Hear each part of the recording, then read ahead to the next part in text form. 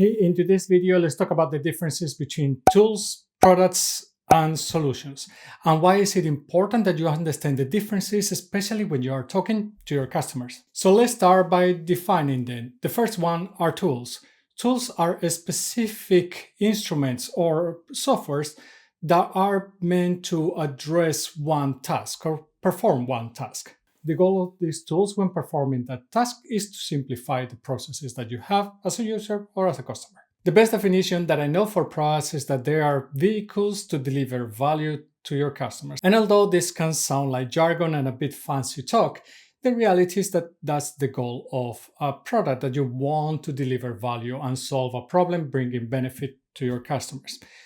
Products typically tend to be hardware products or software products, and they can be also a combination of both of them. And finally, there are solutions. Solutions are comprehensive answers to very specific problems or needs. And usually solutions are going to be a combination of tools and products and making them work together to actually solve that need that those potential customers have.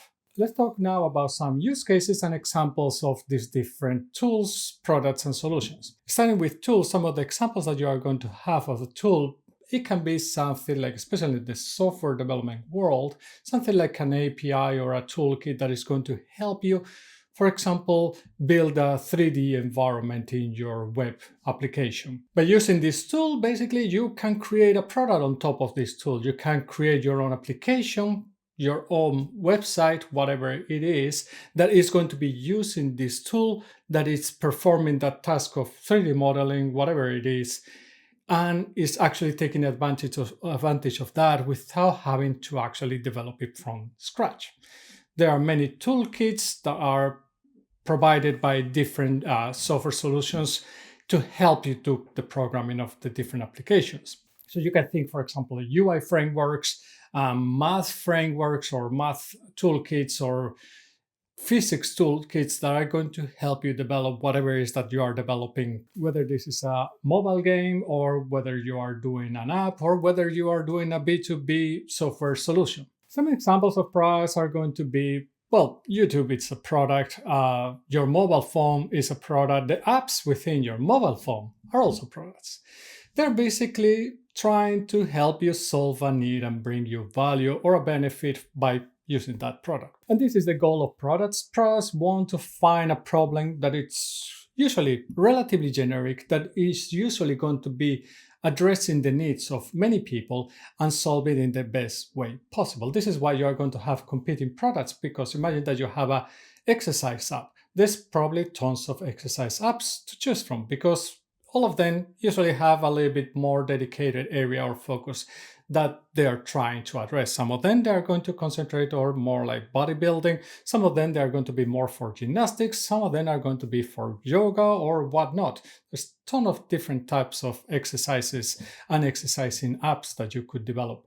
And some of them are going to go very in-depth. Some of them are going to stay more in a high level that is going to be easier to adopt for beginners. The idea of a product is that you want to address that problem for a specific type of customers. Sometimes your customers are going to be, or your customer base is going to be broader, and your product is going to be more basic, that is not going to go so in depth.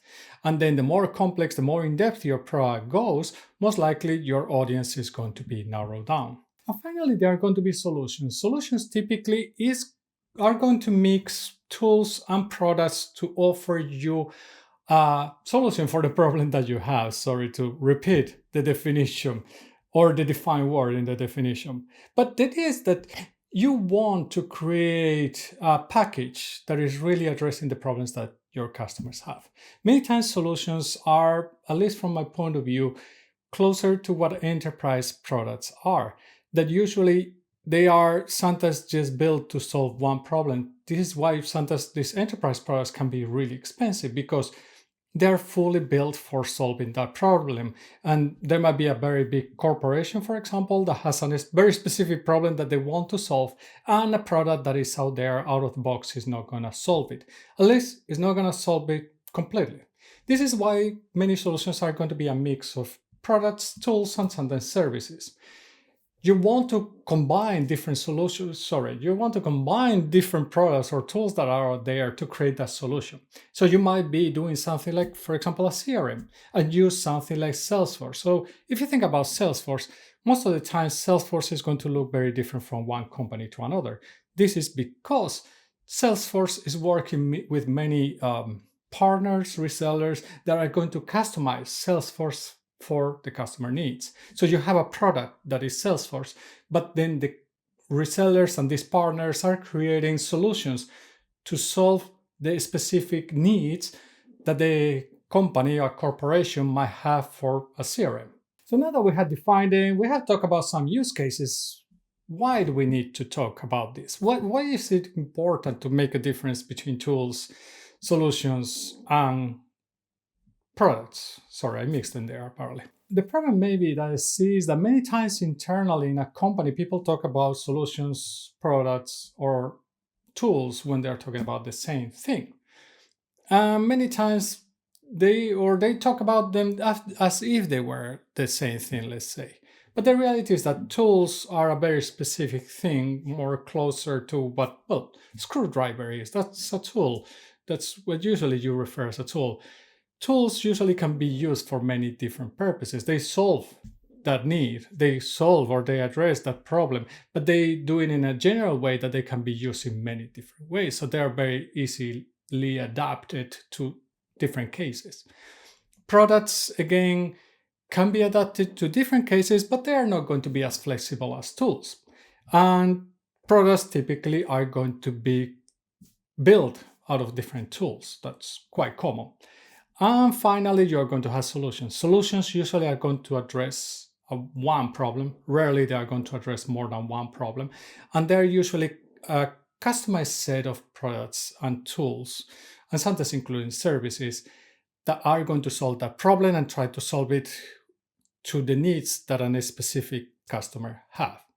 Why this is important? Because many times when you are talking internally, maybe it doesn't matter so much. But when you're talking to a customer, their expectation might be completely different. If you're talking about solutions, and we all love to talk about solutions because it sounds like we are solving your problem, we are solving it with our solution. But it might be that what we are offering is a product. And it's fine to offer a product. But the reality is that products are not built for a very specific use case.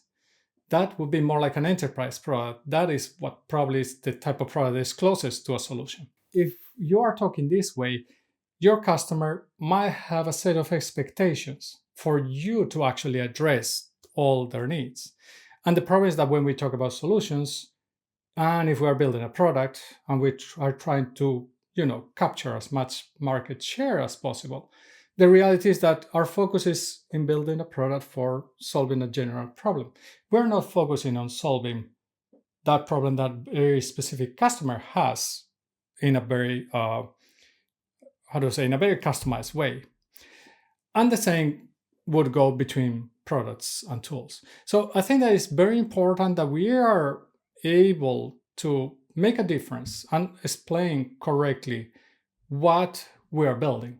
That people understand that if we're building products, we are building products. If we are building tools, that's what we are building. And if we are building solutions, that's what we are doing. We are solving a very specific problem for a specific customer, but it's not going to be something that is going to scale up easily to another customer. And this is something important because it actually puts the expectations of the customer in the right place. They understand what we are building. They don't expect us maybe to tailor extremely our tool for their use case. And yes, there are some cases like Salesforce where you can actually do that customization, and that's fine.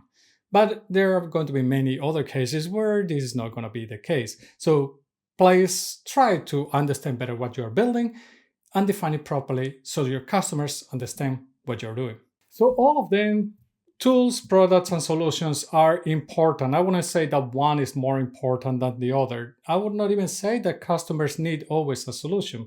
Customers might be completely fine with a product or even a tool. So don't think that solutions are the way to go, because that's not necessarily the case. Probably the most famous brands that you know out there are actually just products. They're not solutions. So Facebook, YouTube, Google, they are general products that are solving very general problems that people have. So this is my opinion, this is my point of view, obviously, but what do you think? Do you think that it's important that we explain this properly to the customers so they have an actual realistic expectation of what we are building?